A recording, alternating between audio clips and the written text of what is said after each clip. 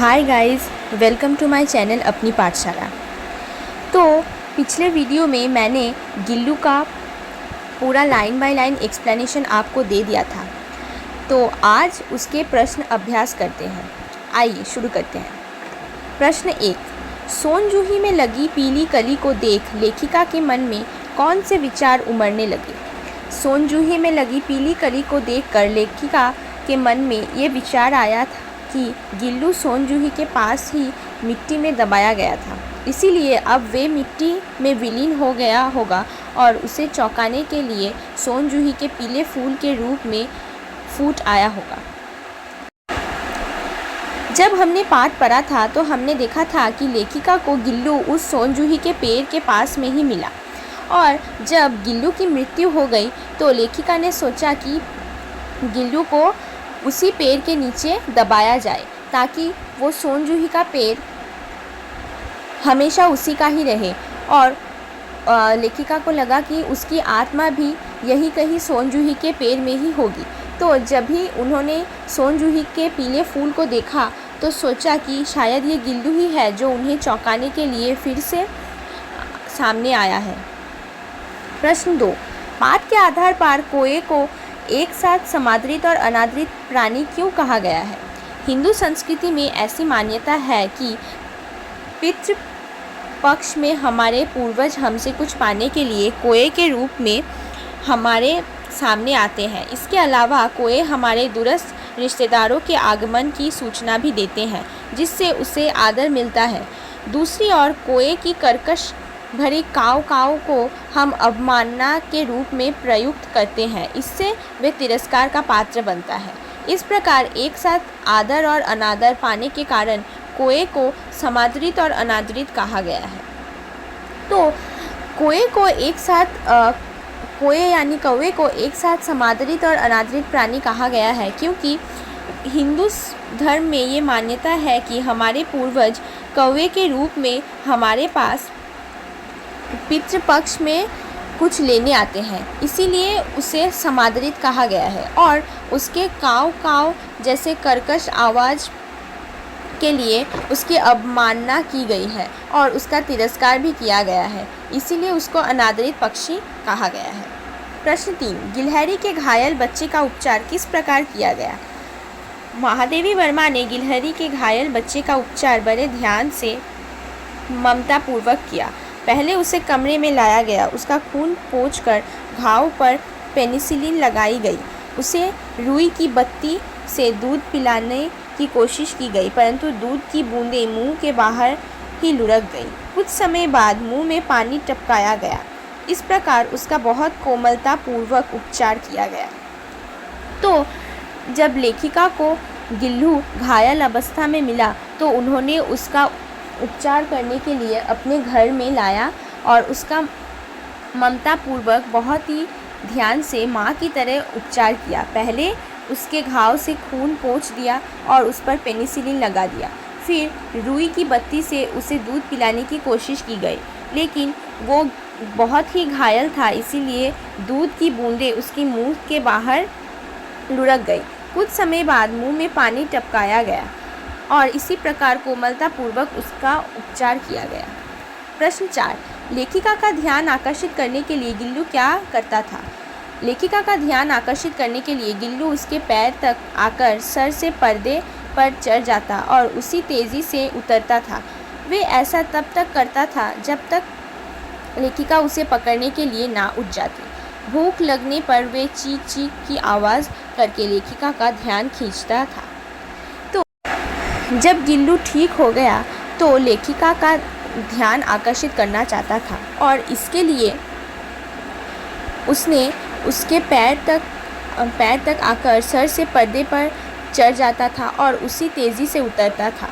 वे ऐसा तब तक करता था जब तक लेखिका उठकर उसे पकड़ने नहीं जाती थी, और जब भूख लगती थी तो वे चीख चीख करके आवाज़ करता था ताकि लेखिका का ध्यान उसकी तरफ खींच सके। प्रश्न 5, गिल्लू को मुक्त करने की आवश्यकता क्यों समझी गई और उसके लिए लेखिका ने क्या उपाय किया। महादेवी वर्मा ने देखा कि गिल्लू अपने हिसाब से जवान हो गया था। उसका पहला वसंत आ चुका था। खिड़की के बाहर कुछ गिलहरियाँ भी आकर चीख चीख करने लगी थी। गिल्लू उनकी तरफ प्यार से देखता रहता था। इसीलिए महादेवी वर्मा ने समझ लिया कि अब उसे गिलहरियों के बीच स्वच्छंद विहार के लिए छोड़ देना चाहिए। लेखिका ने गिल्लू की जाली की एक कील इस तरह उखाड़ दी कि उसके आने जाने का रास्ता बन गया। अब वे जाली के बाहर अपनी इच्छा से आ जा सकता था।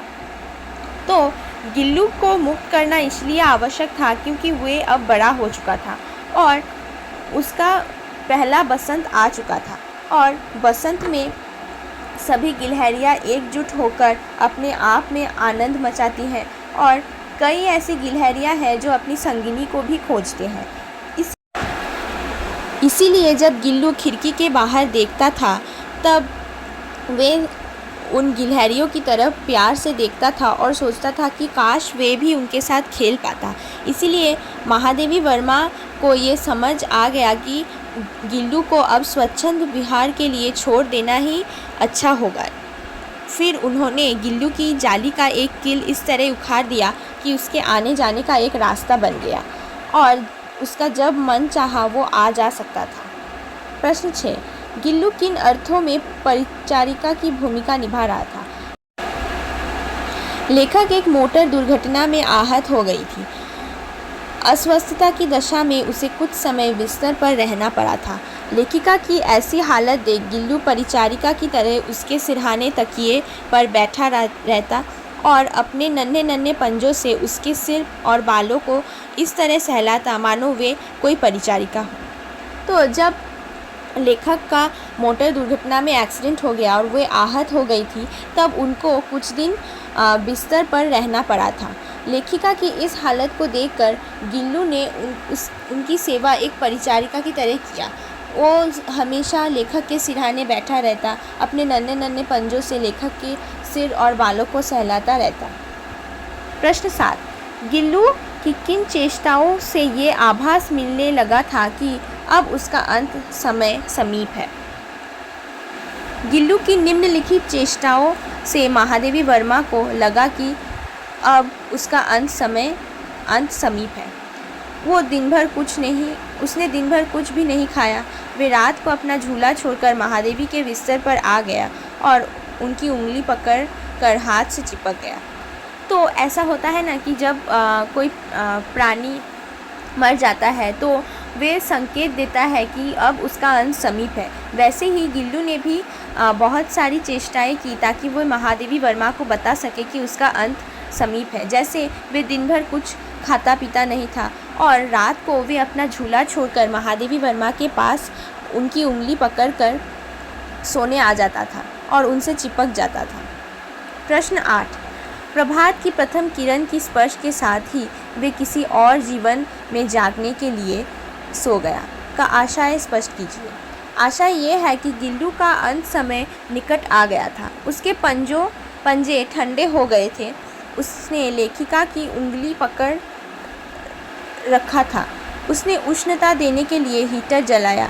रात तो जैसे तैसे बीती, परंतु सवेरा होते ही गिल्लू के जीवन का अंत हो गया। और जब गिल्लू अपना झूला छोड़कर लेखिका के पास सोने चला आया और उनकी उंगली पकड़कर उनके साथ चिपक गया, तब उसके हाथ पैर ठंडे होने लगे थे। तभी लेखिका को समझ में आया कि गिल्लू का अंत समय अब निकट है। इसीलिए लेखिका ने भी उसको उष्णता देने के लिए हीटर जलाया। लेकिन रात जैसे तैसे बीती और सवेरा होते ही गिल्लू के जीवन का अंत हो गया। प्रश्न 9, सोनजूही की लता के नीचे बनी गिल्लू की समाधि से लेखिका के मन में किस विश्वास का जन्म होता है? सोनजूही की लता के नीचे गिल्लू की समाधि बनी थी। इससे लेखिका के मन में ये विश्वास जम गया कि एक न एक दिन ये गिल्लू इसी सोनजूही के बेल पर पीले चटक फूल के रूप में जन्म ले लेगा। जब गिल्लू को सोनजूही के पेड़ के नीचे समाधि दिया गया, तब लेखिका को ये विश्वास था कि एक न एक दिन ये गिल्लू इसी सोनजूही की बेल पर पीले चटक फूल जैसे रूप में जन्म लेगा। और वैसा ही कुछ हमें पाठ के प्रथम में भी सुनने को आता है कि जब लेखिका उस सोनजूही के पेड़ के नीचे आती है तभी उन्हें एक फूल बहुत चौंका देता है और उनको लगता है कि आइए देखते हैं कुछ और प्रश्न। अन्य पाठ्येतर हल प्रश्न, लघु उत्तरीय प्रश्नोत्तर। प्रश्न 1, लेखिका को अकस्मात किस छोटे जीव का स्मरण हो आया और कैसे? लेखिका ने देखा कि सोनजूही में पीली कली आ गई है। ये देखकर उसे अकस्मात छोटे जीव गिल्लू का स्मरण हो गया। सोनजूही की इसी सघन हरियाली में गिल्लू छिपकर बैठता था, जो अचानक लेखिका के कंधे पर कूदकर उसे चौंका देता था। लेखिका को लगा कि पीली कली के रूप में गिल्लू ही प्रकट हो गया है। जब लेखिका पेड़ के नीचे उस हरियाली में जाकर खड़ी हुई तभी उनको एक सोनजूही के फूल ने बहुत चौंका दिया और लेखिका को लगा कि शायद ये वही गिल्लू है जो एक दिन उसी सोनजूही के पेड़ से लेखिका को झांकता रहता था और उनसे खेलता रहता था, और उनको लगा कि ये फूल ही गिल्लू है जो उन्हें चौंकाने के लिए फिर से खिल उठा है।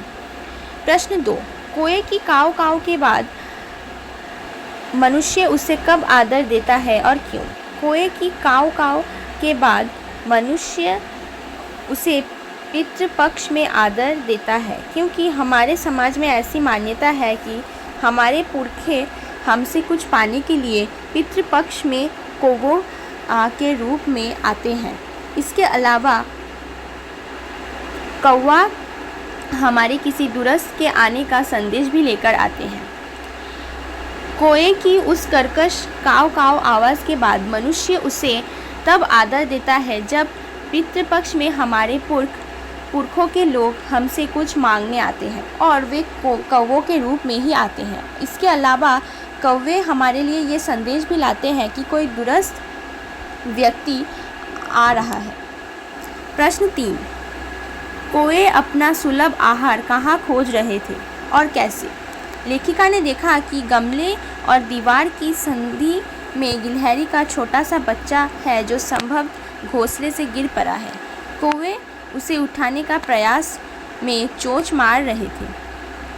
इसी छोटे बच्चे में कोए अपना सुलभ आहार खोज रहे थे। जब लेखिका ने देखा कि कौवे एक गमले और दीवार की संधि के बीच कुछ ढूंढ रहे थे तभी उन्होंने देखा कि गिलहरी के घोंसले से एक बच्चा नीचे गिर गया है और शायद वो कौवे इस गिलहरी के बच्चे को ही अपना आहार समझकर उसको चोंच मार रही थी ताकि वे उसको खा सकें।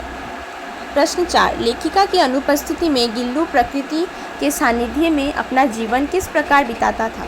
लेखिका की अनुपस्थिति में गिल्लू खिड़की में बने जाली को उठाने से बने रास्ते द्वारा बाहर चला जाता था। वे दूसरी गिलहरियों के झुंड में शामिल होकर उनका नेता बन जाता और हर डाल पर उछल कूद करता रहता था।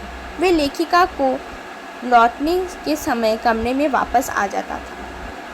तो जब लेखिका घर में नहीं रहा करती थी तब गिल्लू खिड़की के बाहर जाली को उठा के उस रास्ते द्वारा बाहर चला जाता था और गिलहरियों के झुंड के साथ शामिल होकर उनके साथ खेलता था और उस दल का वो नेता भी था।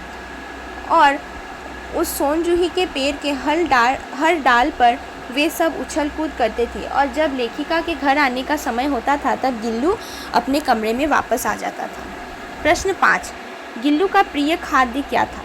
इसे ना पाने पर वे क्या करता था? गिल्लू का प्रिय खाद्य काजू था।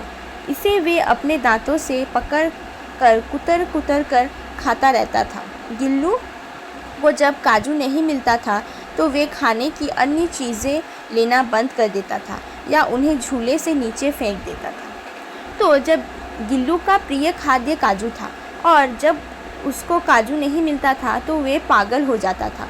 वे काजू को पकड़ कर कुतर कर खाता था और अगर काजू ना मिले तो वो अन्य चीज़ खाने से भी मना कर देता था। प्रश्न 6, लेखिका ने कैसे जाना कि गिल्लू उसकी अनुपस्थिति में दुखी था? लेखिका एक मोटर दुर्घटना के में घायल हो गई। इससे उसे कुछ समय अस्पताल में रहना पड़ा। उन दिनों जब लेखिका के कमरे के दरवाज़ा खोला जाता तो गिल्लू झूले से नीचे आता, परंतु किसी और को देखकर तेज़ी से भागकर झूले में चला जाता। सब उसे वही काजू दे आते, परंतु जब लेखिका ने अस्पताल से आकर झूले की सफाई की तो झूले में काजू मिले जिन्हें गिल्लू ने नहीं खाया था। इससे लेखिका ने जान लिया कि उसकी अनुपस्थिति में गिल्लू दुखी थी। तो जब लेखिका की एक मोटर दुर्घटना में घायल होने के कारण उनको अस्पताल में रहना पड़ा। उन दिनों जब कोई भी लेखिका के कमरे का दरवाज़ा खोलता तो गिल्लू नीचे आकर ये जान लेता था कि वे लेखिका नहीं कोई और है, और फिर ऊपर अपने झूले में चला जाता था।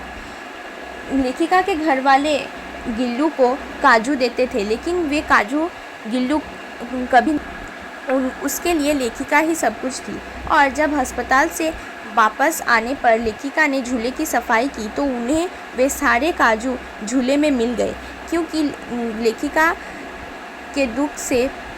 लेखिका के ना आने के दुख से गिल्लू ने भी उन दिनों कुछ नहीं खाया पिया था।